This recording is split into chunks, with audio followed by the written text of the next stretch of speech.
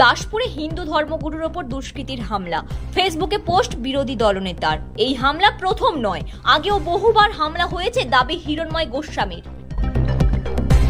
গতকাল মধ্যরাতে পশ্চিম মেদিনীপুরের ঘাটালের দাসপুরে হিন্দু ধর্মগুরুর ওপর হামলার অভিযোগ দুষ্কৃতীদের বিরুদ্ধে।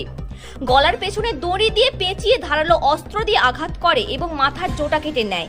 জনা কয়েক দুষ্কৃতী, এমনটাই অভিযোগ হিরণময় প্রভুর।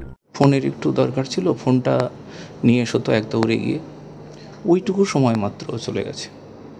আর তখনই তিনজন মুখ ঢাকা, তারপর ওই গলায় দড়ি দিয়ে দুই সাইড থেকে টানতে শুরু করলো। আমিও হাত দিয়ে চেষ্টা করেছি অনেকটা, তারপর হাতে ওই যে অস্ত্রটা ছিল এখানে লেগেছে, এই কাপড়ের ওপর দিয়ে গেছে, কিছুটা কেটেছে, গলায় একটু ক্ষত বেশি হয়েছে ওই দড়িটার।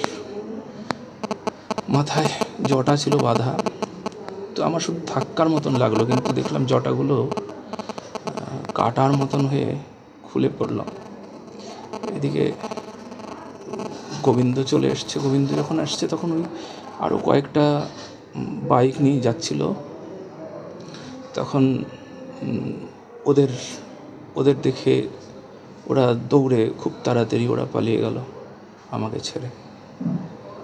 এই কালকের ঘটনা। কারা করেছিল বুঝতে পেরেছিলেন? না, আমি তো এখানে কাউকেই চিনি না, তবে সবার মুখেই তো কাপড় বাঁধা ছিল। তারা যখন এরকম কাণ্ড ঘটাচ্ছিল কিছু বলছিল আপনার উদ্দেশ্যে? এমনি তো ফেসবুকে বা বিভিন্ন জায়গায় মানে ফোন কলের মাধ্যমে এমনি শাসায়, হুমকি দেয়, প্রাণে মারার হুমকি দেয়, নানান রকমভাবে সমস্যায় ফেলে। কারণটা কি?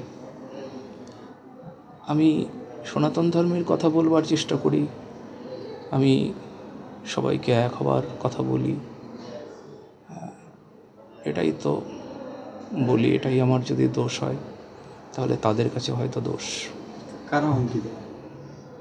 দেখুন, এখানে তো কোনো থাকে না, আমি তো কারুর কথা এই মুহূর্তে বলতে পারবো না।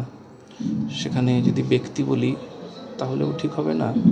কোনো নাম্বার থেকে ফোন এলো, সেই নাম্বারটা যদি বলি, পরবর্তীতে দেখা যায় সেই নাম্বারটাও আর সুইচ অফ বলে বা নট রিচেবল বলে। কালকে আপনার উপর এই ঘটনা, এগুলো আপনারা পুলিশকে জানিয়েছেন? হ্যাঁ, পুলিশকে তো পরপর জানানোই হচ্ছে। যেমন নিউ টাউনের ঘটনার পর, তারপর শিলিগুড়ির ঘটনার পর, তারপর কোচবিহারের ঘটনার পর, সব পুলিশকে তো জানানোই হচ্ছে। এছাড়াও কলকাতা হাইকোর্টে একটা অর্ডারও এসেছিল, সেই অর্ডার কপিটা আমার কাছে আছে, আপনাদেরকে দেখাতে পারবো যে আমার সঙ্গে ওয়েস্ট বেঙ্গলের পুলিশ নেসেসারি তারা সুরক্ষা দেবেন।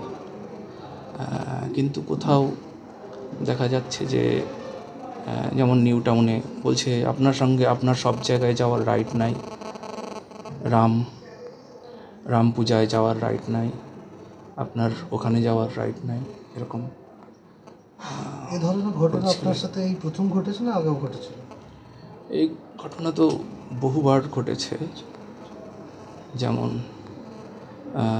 শিলিগুড়িতে ঘটেছে, গাড়িতে অ্যাটাক করেছে, গাড়ির কাঁচ ভেঙে দিয়েছে।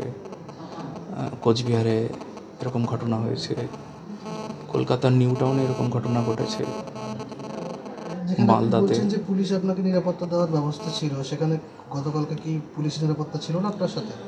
দেখুন, ওনারা 2-4 জন করে এসে পাঠ যখন শেষ হয়ে যায় তখন তার আগেই ওনারা কোথায় চলে যান, কখন আসেন কখন যান আমি কিছুই জানি না।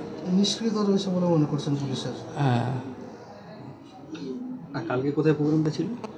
এটা দাসপুর, ঘাটালের মধ্যে পড়েছে, ধর্মপুর, রঘুনাথপুর। আর ঘটনা কখন হয়েছে?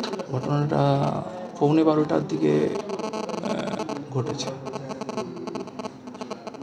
বৃন্দাবনে রাধাকুণ্ডের মহারাজ হিরণময় গোস্বামী গতকাল দাসপুরে একটি ভাগবত পাঠ কর্মসূচি শেষ করে রাস্তায় বেরিয়েছিলেন। সেই সময় কয়েকজন দুষ্কৃতী তার উপর অতকৃত্যে হামলা চালায়।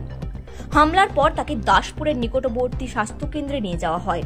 পরে ঘাটাল হাসপাতালে নিয়ে যাওয়া হলে সেখান থেকে তমলুকে রেফার করা হয়। বর্তমানে তিনি তমলুকের একটি বেসরকারি নার্সিংহোমে চিকিৎসাধীন রয়েছেন।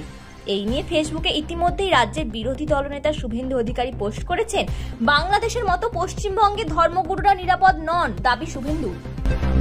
ব্যুরো রিপোর্ট, বাংলার কথা।